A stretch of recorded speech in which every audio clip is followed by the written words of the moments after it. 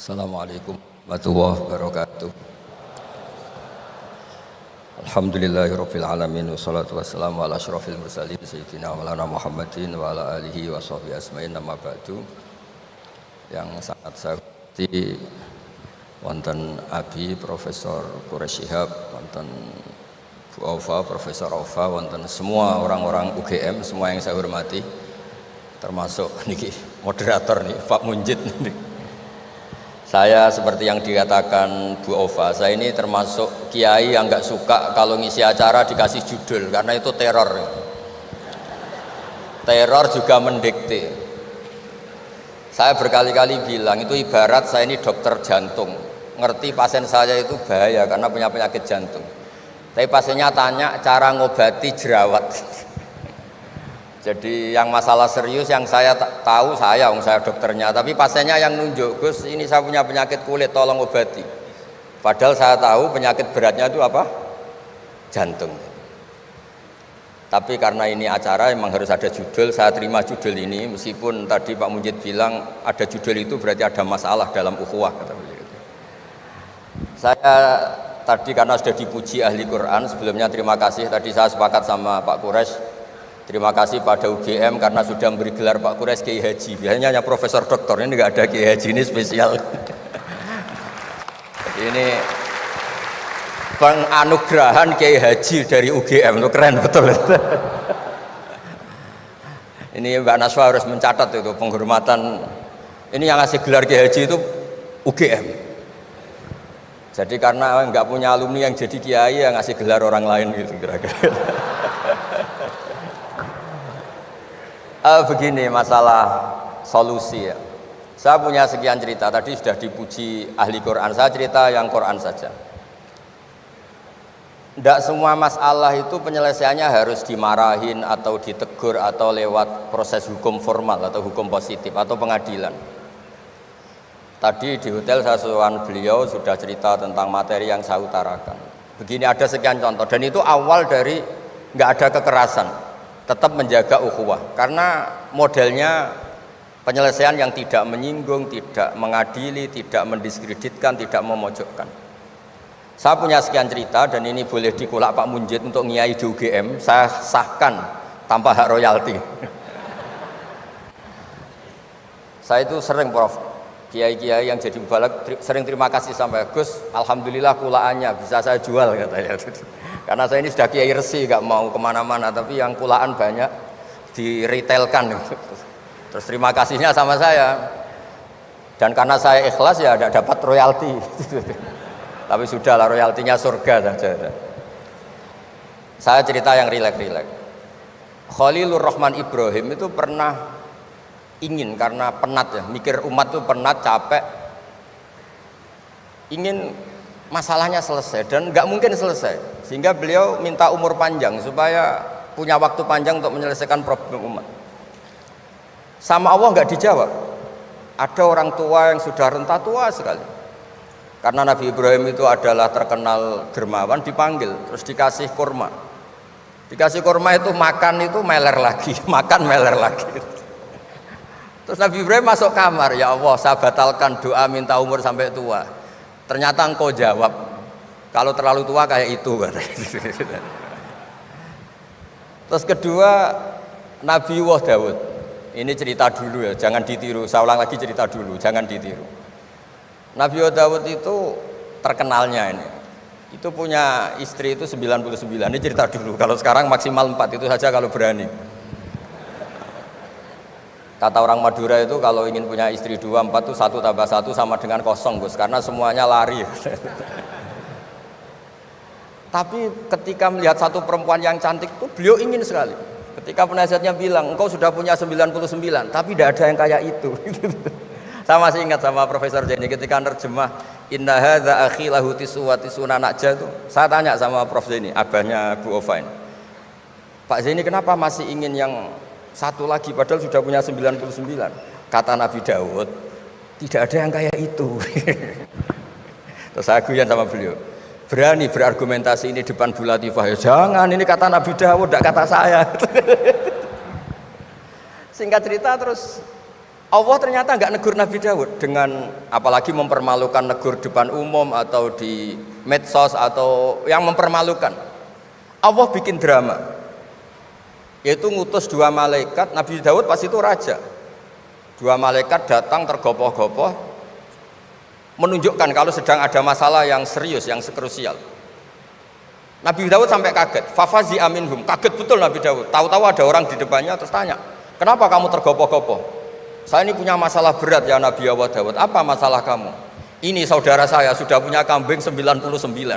Minta saya yang punya kambing hanya 1. Gimana cara jenengan? Oh kamu udah adil, kamu rakus, dimaki-maki yang punya 99. Sudah ini keputusan final, sudah, pulang. Bareng setelah pulang, loh itu gue banget kata Nabi Daud. Enggak ditegur, Allah pakai drama. Jadi masalah sekarang adalah amar ma'ruf nahi mungkar sudah kehilangan seni bikin yang tanpa masalah, yang tidak menimbulkan masalah baru gitu. Jadi intinya itu ada penyelesaian masalah yang tidak harus seperti itu gitu, pakai drama, pakai apalah yang. Terus cerita ketiga, banyak peristiwa-peristiwa sosial. Saya ulang lagi, peristiwa-peristiwa sosial yang penyelesaiannya itu juga agak lewat pengadilan. Ada ayat wa Daud wa Sulaiman idh yahkumani fil harthi idh nafashat fihi ghanamul qaum. Itu yang diceritakan di beberapa tafsir. Ada cerita unik begini, ada 2 perempuan kakak beradik, sama-sama punya anak, kebetulan sama-sama ganteng. Karena masih kecil itu kan mirip. Saya ulang lagi, karena masih kecil itu mirip. Karena sama-sama Arab, enggak Arab sama Kebumen. Kalau sama Kebumen kan hidungnya beda, sama-sama Arab, bukan sama-sama Arab, sama-sama ganteng. Singkat cerita, yang satu ini dimakan serigala, anaknya yang satu dimakan serigala. Kemudian semuanya mengklaim yang dimakan tuh anak kamu, bukan anak saya, sehingga anak satu ini milik saya. Yang satu bilang ini anak saya yang selamat, yang anak kamu dimakan serigala. Nabi Daud ketika ada pengadilan seperti itu menghukumi yang argumentasinya meyakinkan. Sudah ini milik kamu karena kamu lebih berargumentasi. Setelah keluar, kata Nabi Sulaiman pas itu masih kecil, kalau hakimnya saya, keputusannya tidak seperti itu. Karena Nabi Daud itu demokratis, saya pokoknya tidak akan keluar dari jalur Quran sebagai pemenuhan, karena saya Profesor Quraisy, Profesor Zain itu orang yang sangat menekuni Quran. Terus kata Nabi Daud, Sulaiman sini, sudah kamu saja yang mengadili. Ternyata apa Nabi Sulaiman itu? Ngambil pisau. Mana anak yang selamat? Ini, udah kita bagi 2 saja supaya agak konflik gitu. Terus ada yang nangis histeris, menangis senangis-nangis, yang satu tenang saja. Terus sama Nabi Sulaiman anaknya dikasihkan yang nangis. Ini ibu beneran ini, berarti ini ibunya beneran ini, anaknya mau dipotong nangis, kamu mesti ndak, masa anaknya mau dipotong diam aja. jadi ternyata sebagian pengadilan dulu itu pakai perangkat psikologis, gak mungkin secara naluri normal orang anaknya mau dipotong membiarkan, itu pasti tidak ibunya itu. Akhirnya dimenangkan yang nangis tadi. Jadi banyak cerita di literatur saya itu tidak semua masalah atau kemungkaran atau maksiat atau apa itu diselesaikan pakai cara-cara mempermalukan di depan umum atau pidato berapi-api yang mojokkan sana sini. Cerita saya yang terakhir adalah tentang Rasulullah Muhammad SAW. Itu ada orang yang jenisnya hipersek atau hiper lah. Itu dia mau masuk Islam tuh problemnya karena dilarang zina, dilarang seks bebas. Gaduh di masjid itu. Nabi memang kalau nemuin tamu di masjid karena itu wilayah publik. Nabi tanya, "Loh, kenapa gaduh?" Itu ada pemuda yang ingin masuk Islam tapi yasta'dzinu fi zina. Dia minta izin supaya tetap boleh zina. Nah, kenapa gaduh? Semua sahabat melarang karena itu enggak mungkin itu. Makanya enggak boleh ketemu jenengan itu. Kata Nabi, "Enggak apa-apa, suruh ketemu saya." Setelah ketemu Rasulullah di depan beliau, "Apa betul kamu pemuda yang ingin masuk Islam tapi minta izin tetap boleh zina?" "Iya ya Rasulullah." Apa jawabannya Nabi itu unik. Atuhibbuhu li ummik, pertama. Kamu suka kalau ibu kamu profesinya seperti itu kemudian dinikmati hidung-hidung belang? Enggak Nabi. Kalau ada orang gitu sama ibu saya tak pukul. Atuhibbuhu li bintik. Kamu suka punya putri yang jadi mainannya orang-orang hidung belang? Ya enggak Nabi. atuhibbuhu li ammatik, kamu suka kalau itu terjadi di bule kamu, sampai nyebut sekian orang-orang yang dicintai pemuda itu. Akhirnya pemuda itu, wallahi, demi Allah saya tidak pernah melihat sesuatu seburuk zina, seburuk itu, dan demi Allah saya tidak akan zina lagi. Jadi logikanya diset oleh Nabi, dan Nabi tidak ngancam neraka, tidak marah, tapi logikanya diatur. Itu pula yang sering digunakan di Quran, sering ada kata kul aro'aitum, ya kan banyak di Quran. Aro'aitum itu orang diajak berpikir bersama.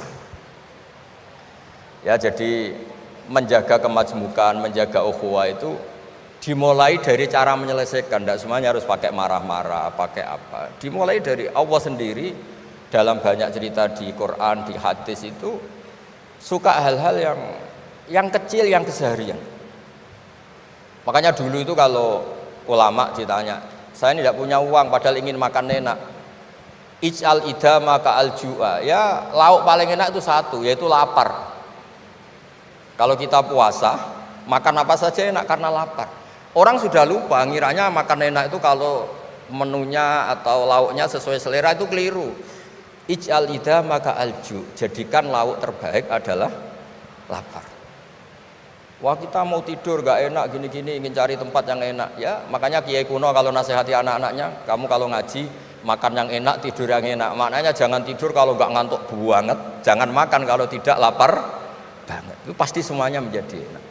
Nah, orang sudah melupakan kearifan begitu, sehingga solusi-solusi yang dibikin ini lompatannya malah kacau, karena sebetulnya itu ndak adatnya Allah.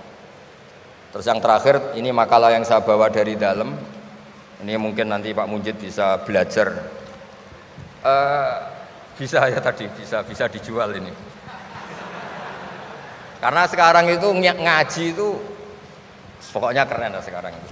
Ngaji sekarang itu fid dunya hasanah wa fil akhirati hasanah. Dulu ngaji itu hanya fil akhirati hasanah, enggak dapat apa-apa. Kalau sekarang itu fid dunya hasanah wa fil akhirati enggak jelas. Karena sudah dapat upah itu.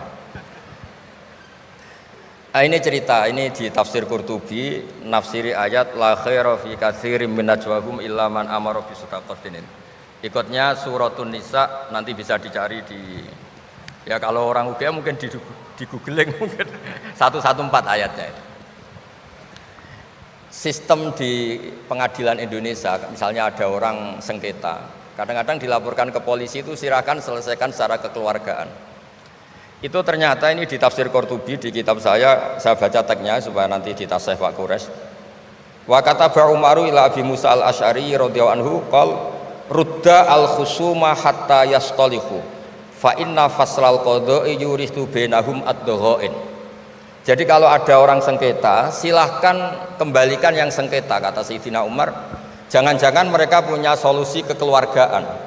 Karena kalau diputuskan di pengadilan itu bisa yurisud dhahain, bisa melahirkan dendam, hasud, dengki. Tapi kalau mereka diselesaikan dengan logika mereka sendiri, dengan kearifan mereka sendiri, maka itu lebih baik.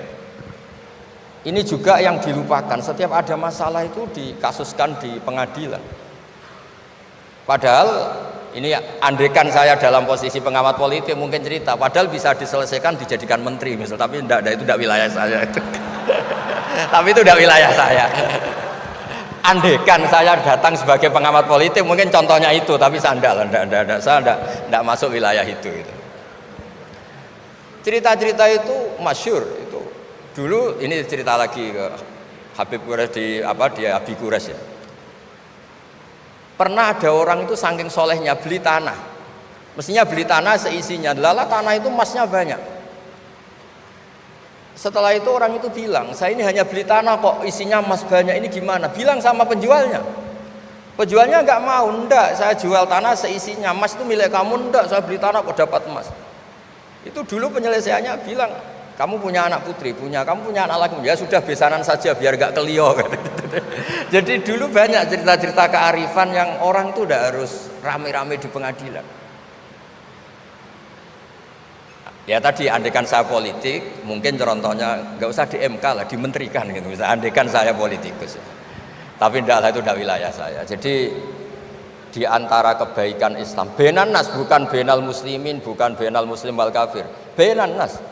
Kita rukun sesama non muslim itu juga ajaran Islam. La khaira fi katsirin min najwahum Diskusi apapun tidak baik kecuali diskusi-diskusi yang menyuruh kebaikan, menyuruh sedekah, au islahim bainan nas, atau diskusi yang menjadikan kita baik-baik saja, hubungan kenegaraan, hubungan kebangsaan, hubungan kemanusiaan baik-baik saja. Ya, sekian mukadimah saya, nanti ditambahi Abi Kures, Profesor Kures. Sekian, dan saya tidak salam dulu karena pasti provokatornya ini merovokasi lagi. Jadi kalau moderator itu kan bikin sesuatu indah. Ini jadi tidak indah. Masa orang sesantun saya dibilang harimau, itu kan kacau itu. Itu nggak benar itu. Karena kalau di Indonesia, oh ini negara nggak benar, kayak hukum rimba, yang kuat menang. Yang kuat itu kan harimau, wah, jadi masalah kan. Tapi saya maafkan karena di dunia kiai ini masih mu'alaf, latihan kiai. Saya alhamdulillah orang-orang UGM memang sering ketemu saya dulu zaman Pak Panut. Ini rumah saya ganggu ya berkali-kali. Jadi ya enggak apa-apa, silahkan salah karena Allah Maha Pemaaf. Ini barangkali etika ukhuwah ini yang barangkali sudah luntur dan barangkali sudah tidak ada lagi mungkin di negeri ini. Saya ingin kembali kepada bapak-bapak yang terhormat ini, bagaimana sih sebetulnya tip dan trik untuk mengembalikan ukhuwah etika bermasyarakat ini kembali hadir di tengah-tengah kehidupan berbangsa dan bernegara ini. Mungkin nanti akan merambahnya sampai di tingkat nasional. Terima kasih. Barangkali ini yang kami tanyakan. Billahi taufiq wal hidayah. Assalamualaikum warahmatullahi wabarakatuh. Bismillahirrahmanirrahim. Kebetulan saya ini ahli tip betul, jadi insya Allah gampang.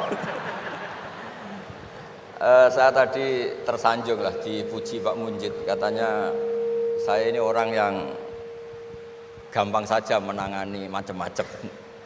Memang faktanya gampang, dunia ini tidak ada yang susah. Yang susah itu tadi kata Abi Kures, hati kamu dikelola nggak apa-apa, gampang. Saya beri contoh begini, ada seorang kiai Abi Kures itu khusyuk betul, nggak mau berkawan sama perempuan cantik, katanya takut biologisnya kumat, takut sahabatnya kumat. Kalau berteman orang jelek kan nggak apa-apa, Gus, nggak minat, apalagi orangnya merongos, kukulan banyak katanya. Terus tak ingetin, syahwat yang nggak pada tempatnya itu dosa, tapi ngenyek orang juga dosa kata saya. Artinya dia menghindari perempuan cantik tapi dosa menghina.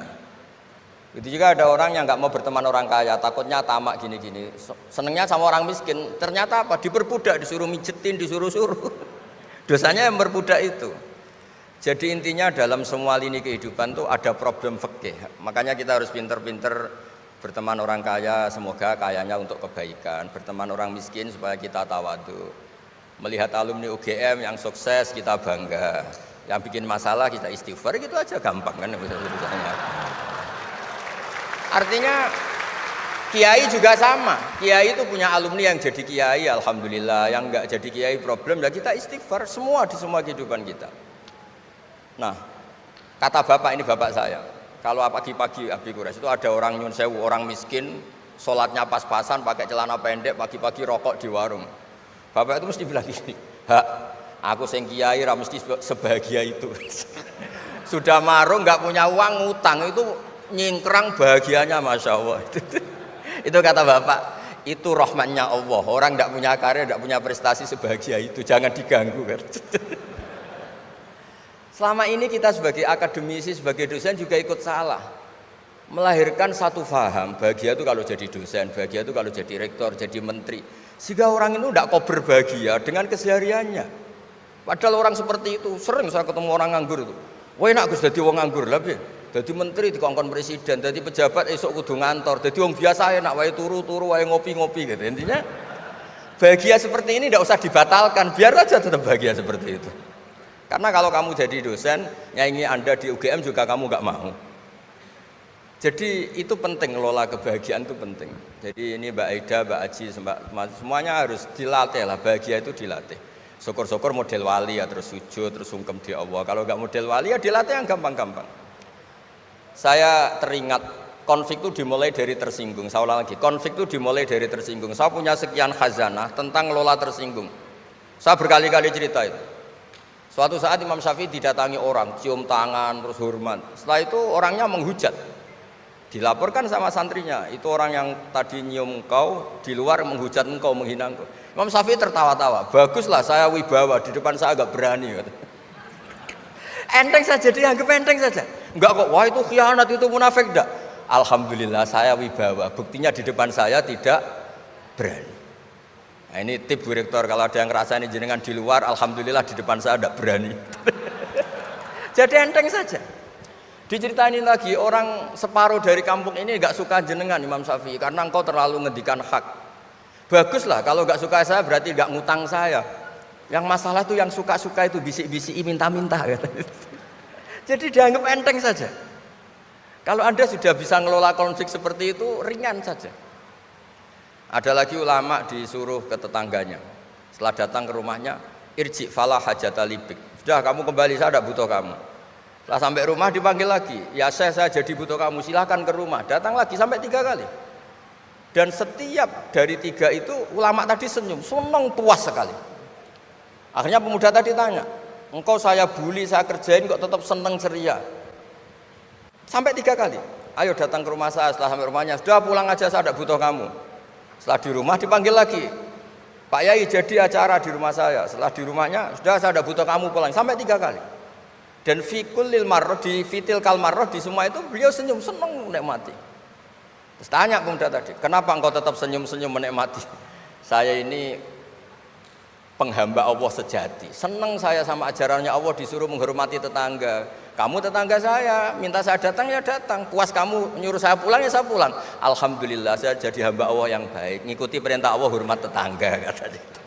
Sama kita di Indonesia gitu, kalau Anda tidak sefaham dengan presiden atau dengan bupati, perintah Allah itu hubungan dengan mereka baik, cocok tidak cocok harus baik, itu perintah Allah.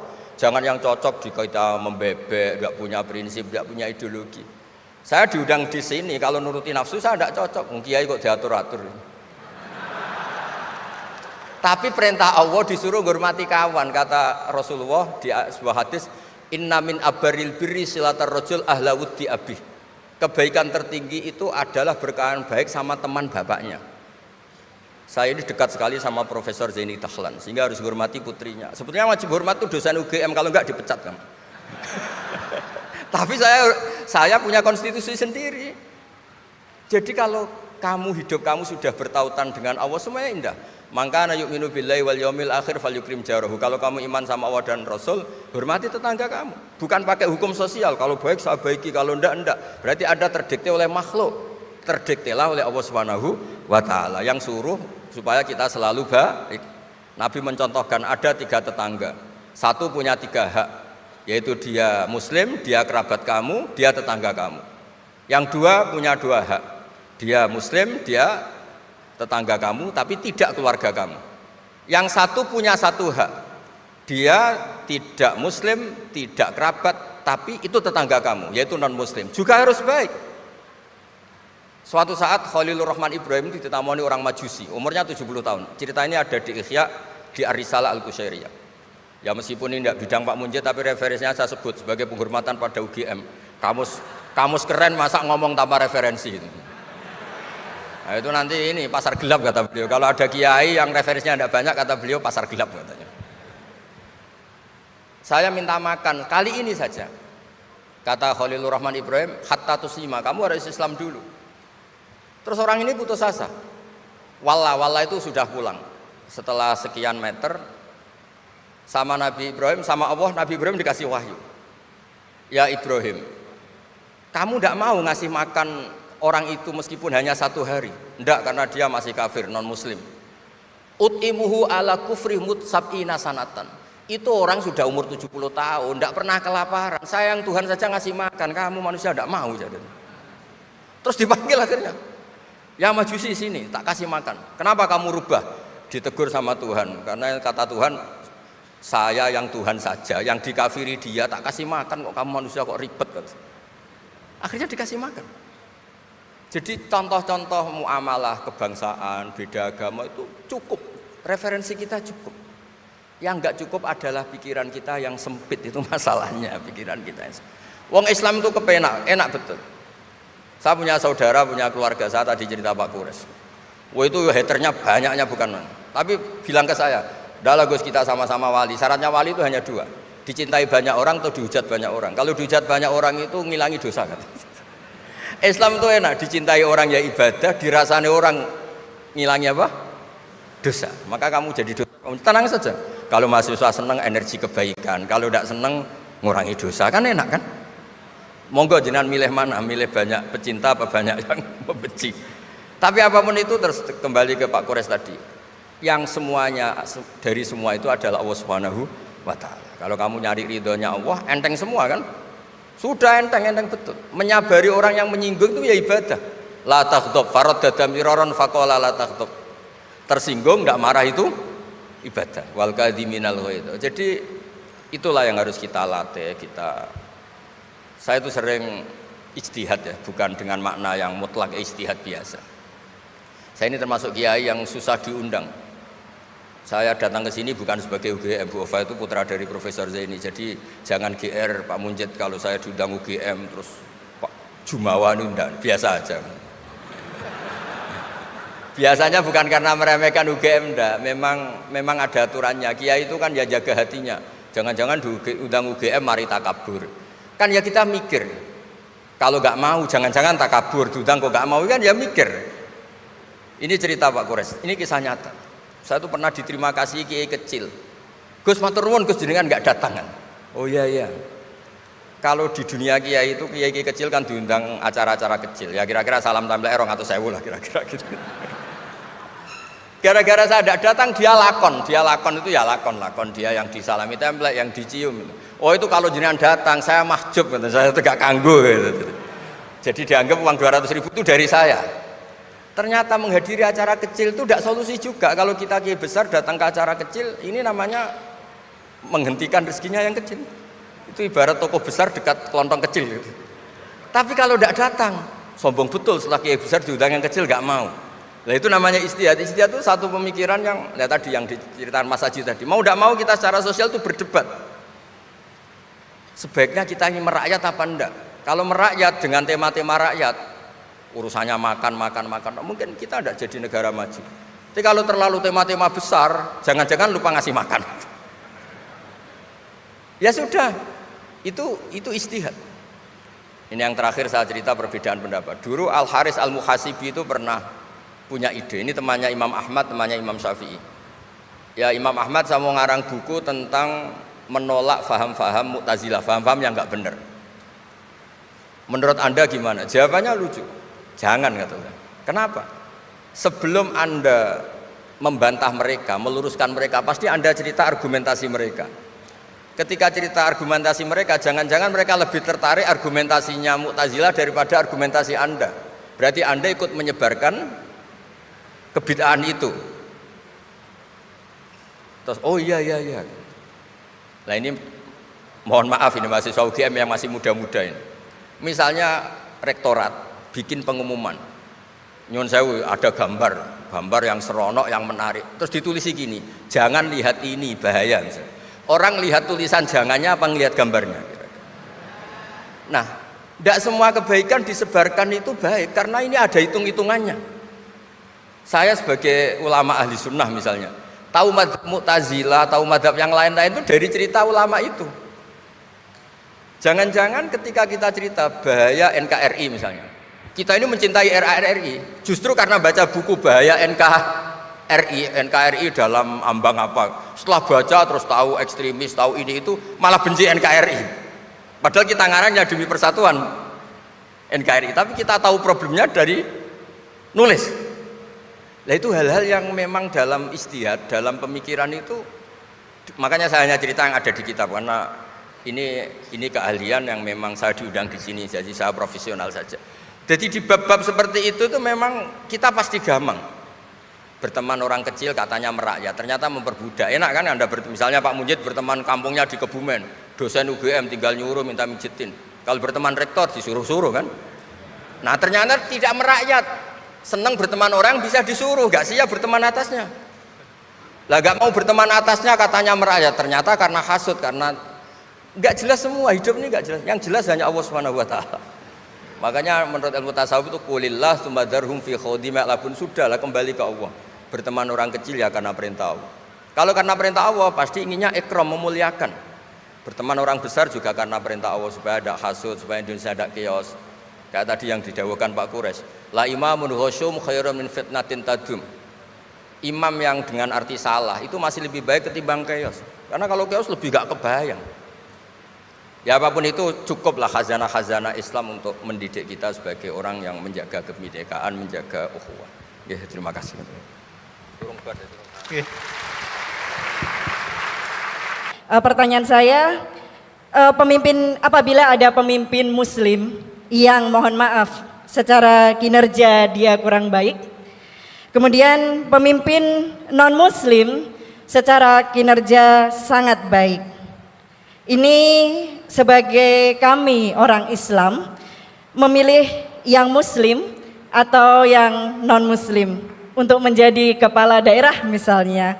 Atau bagaimana jika pemimpinnya perempuan? Meskipun saat ini sudah ada Prof. Ova di sini juga Bu Mega begitu. Kemudian termasuk ketika kami di UGM ada rekrutmen dosen baru, kira-kira mana yang bisa kami pilih apabila nilainya berdekatan begitu. Itu pertanyaan dari saya. Saya baru perkenalannya di belakang Bapak Mujid, saya dari Forum Silaturahmi Nahdlatul Ulama, saya juga pengajar di pengelolaan arsip rekaman informasi di BSMB Sekolah Vokasi sama dengan Gus Prapto. Mohon maaf. Assalamualaikum warahmatullahi wabarakatuh. Waalaikumsalam warahmatullahi wabarakatuh. Terima kasih banyak untuk pertanyaan-pertanyaannya. Ya, silahkan Gus Bah untuk menanggapi. Yang muda-muda dulu. Oke, nanti Pak Kores mentau. Bismillahirrahmanirrahim. Ada yang dari Magelang ya, yang tetangganya Gus Ali tadi balik, yang minta maaf sama Pak Kures. Saya mewakili beliau sudah dimaafkan. Karena saya tahu kalau tradisi orang alim, tradisi kiai itu memaafkan itu ibadah, jadi enteng saja.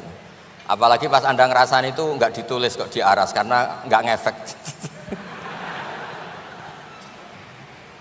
Nah, terus saya ngapresiasi pertanyaan dari mahasiswa non-muslim tadi. Sebetulnya ketika negara ini berdiri itu ya dialek semua antar umat beragama. Sehingga diputuskan yang penting itu berketuhanan.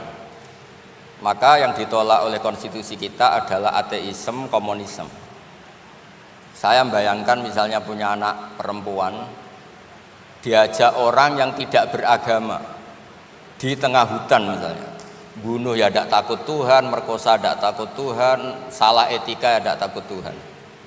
Bandingkan kalau diajak yang beragama, pasti masih ada rambu-rambu, ada ini itu. Sehingga memang masalah betul ketika orang tidak berketuhanan itu. Jadi saya ingatkan Mas tadi, siapa tadi namanya? Yang non Irman Syah, yang non Muslim tadi itu.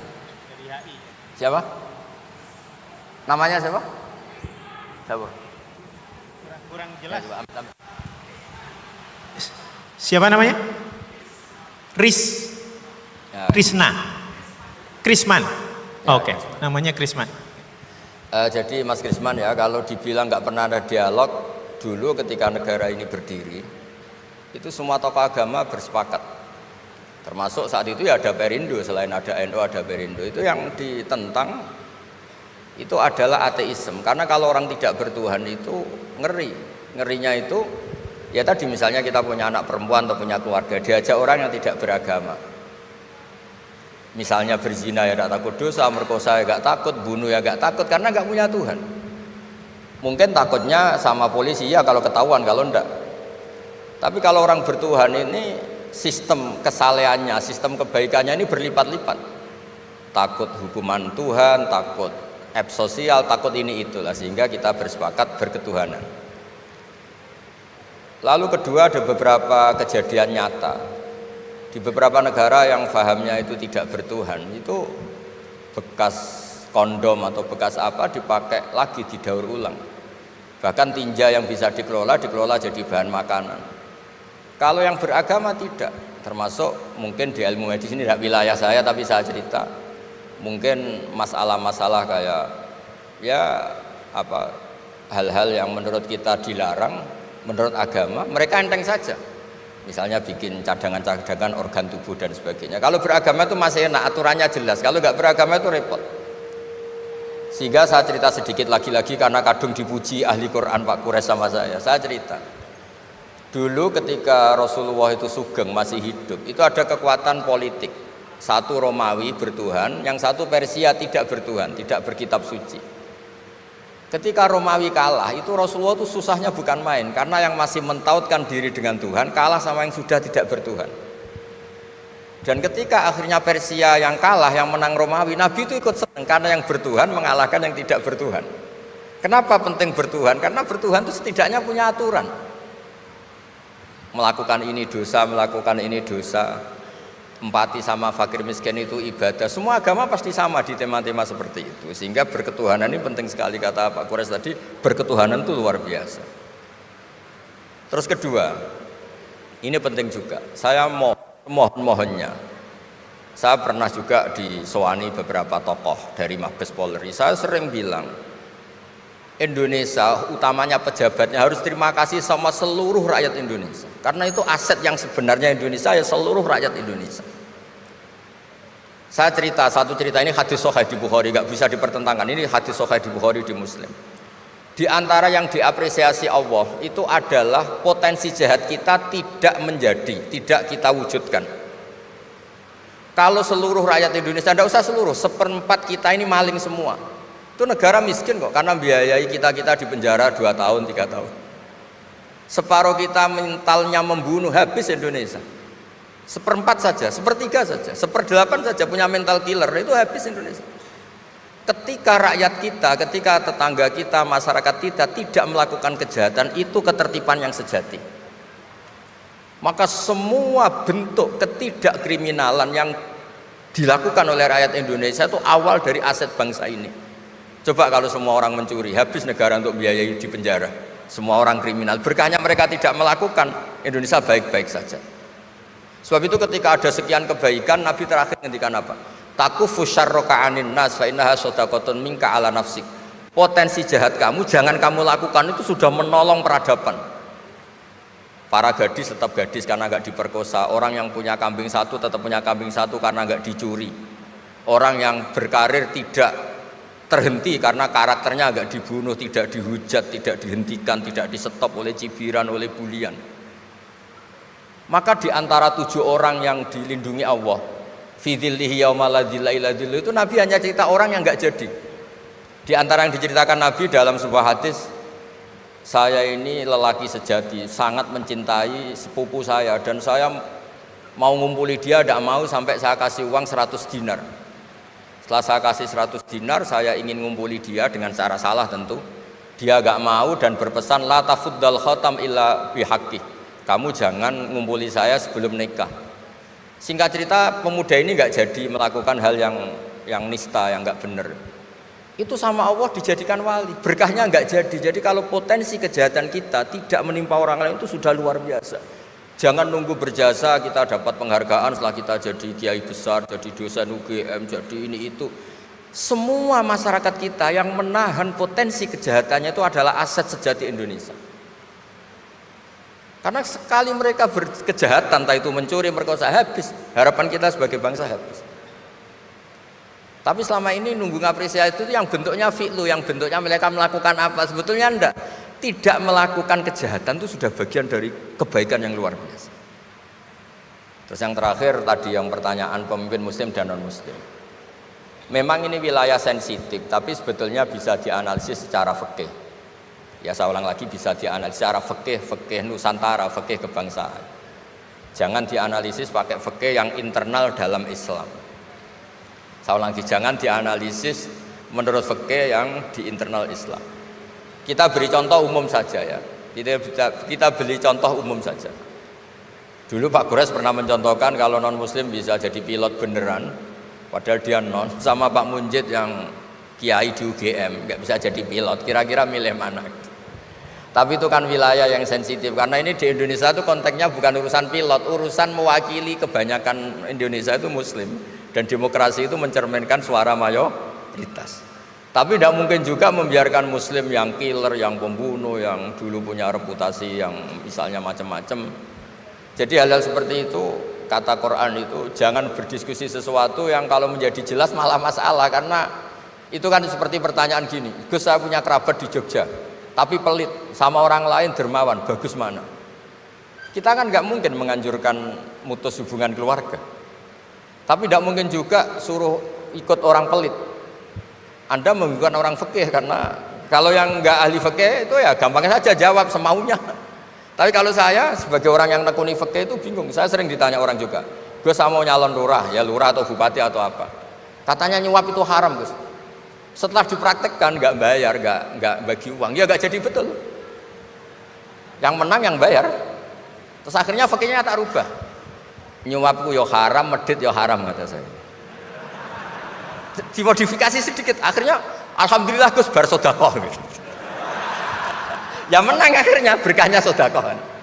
Karena kita sebagai pemimpin atas nama tidak nyuap ya jangan juga jadi orang kikir dong. Atas nama tidak nyuap terus jadi orang kikir, repot kan. Tapi jangan juga bayar yang sampai merubah hukum dari orang yang nggak layak mimpin karena bayar menjadi pemimpin, itu ya jangan juga sampai gitu. Ya akhirnya saya bilang nyuap itu haram, medit juga haram. Alhamdulillah barokahnya kombinasi fikih ini. Ya nyuapnya tetap haram tapi rakyat tetap dapat uang gitu. Tapi nanti ketika Anda tidak layak jadi pemimpin itu juga haram karena menjabat sesuatu yang nggak wilayah Anda. Jadi seni-seni ngelola muslim, non muslim dan itu tidak bisa dipukul rata. Karena itu wilayah-wilayah yang sensitif, yang butuh detail, yang butuh satu peristiwa spesifik. Saya pernah ditanya, Gus saya ini hidup di Amerika, kalau milih presiden kan sama-sama non-muslim, milih yang siapa? Ya jawab yang akhafu dororon, misalnya ada presiden Amerika yang sangat demokratis misalnya, dia membiarkan Islam berkembang. Sama jenis non-muslim yang Islamfobia, tentu milih yang demokratis. Ada yang dosanya itu membunuh, yang satu dosanya korupsi, ya milih ya korupsi karena membunuh itu lebih ekstrim timbang korupsi misalnya. Itu ada di aturan fikih. Jika sama-sama pasti salah, milih yang akhafud dororen, yang madorotnya ada begitu apa? Besar. Coba kalau kita punya pemimpin yang hobinya itu bunuh, sama yang hobinya rakus harta misalnya. Itu di fikih jelas dijelaskan, milih yang rakus harta kalau bandingannya itu, karena pembunuhan itu lebih berat secara ukuran dosa. Tapi apapun itu, ini bukan pembenaran pada kesalahan, bukan, tapi memang ada aturannya. Apa kalau ada dua dororani, dua bahaya, urtukiba khafuma, kalau ada dua hal yang bahaya dipilih yang paling apa? Ringan kalau dalam konteks ya tadi. Kalau kita membiarkan pemimpin yang nggak benar, dipimpin orang nggak benar, tapi kalau memaksakan chaos misalnya, ya milih yang nggak chaos. Itu kan ada aturannya di fikih, karena Nabi menghindari al-harad itu chaos, pembunuhan massal itu nggak boleh. Dan mayu addi ila dzalik juga nggak boleh, yang bisa potensi begitu juga nggak boleh. Jadi saya mohon di antara aturannya Quran itu latas alu anasya intu bedalakum tasukum. Kamu jangan diskusi sesuatu yang kalau diperjelas malah kamu yang malu. Saya biasanya mencontohkan hal-hal yang ringan kayak suami istri. Misalnya Anda tanya sama Pak Munjid, istrinya tanya, Mas apa betul saya ini cinta pertama Anda, bukan alternatif terakhir? Wah itu rata-rata orang nikah itu kan korban alternatif terakhir gitu. Itu kalau ditanya sama-sama konangan itu aslinya itu. Ceweknya juga sama, apa betul Pak Minjit itu cinta pertama pilihan terakhir? Oh saya sering mau nikah ini orang yang saya cintai, tapi takdirnya ini gitu. Itu kan orang dibilang takdir itu kan ya tersinggung gitu. Jadi banyak hal yang kalau didiskusikan tuh masalah-masalah. Latas alu an asya intu bedalakum tasukum. Kamu jangan tanya atau diskusi sesuatu yang kalau diperjelas itu malah masalah. Jadi itu etika ya, etika dalam diskusi juga jangan memicu lagi. Saya kira demikian, nanti ditambahi oleh Abi Profesor Kures. Monggo.